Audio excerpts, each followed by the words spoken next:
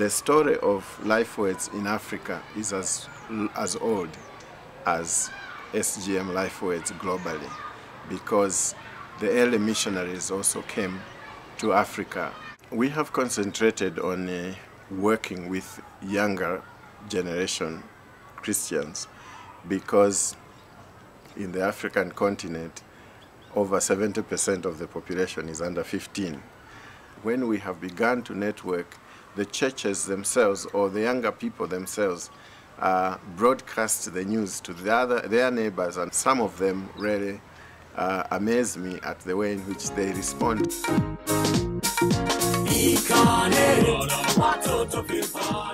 I'm an East African artist. All I can say is that the Lord has given me favor to be like one of the prominent musicians, gospel musicians in East Africa. 2004, I managed to get 13 nominations for that album, which had a song called Inkane, Watoto Inkane. Inkane, Watoto Vimfane, I had Minatamani, Kukuwa nawe baba.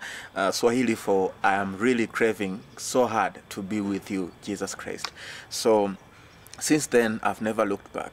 I was called by UNICEF to be a UN ambassador on the side of kids. I've been a headline artist on the G8 summit, the eradication of poverty in Africa. I motivate and try to see how these kids can really achieve as per their talents. I myself, I witness to people. Sometimes you meet with people who are different.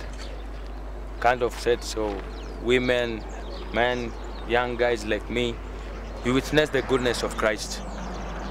At the end of the day, the world is creating a lot of impact to the people, because people are really getting changed by the word.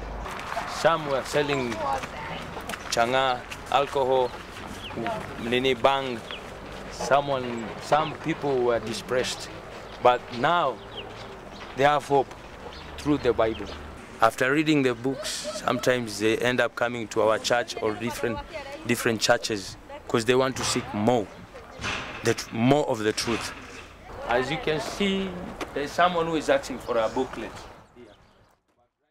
I believe we have really something much to do with you, Lifewords, and working with you is such also a nice experience. I've gone through your books, I've really read your books, and they really touch me. Trust me, they really touch me.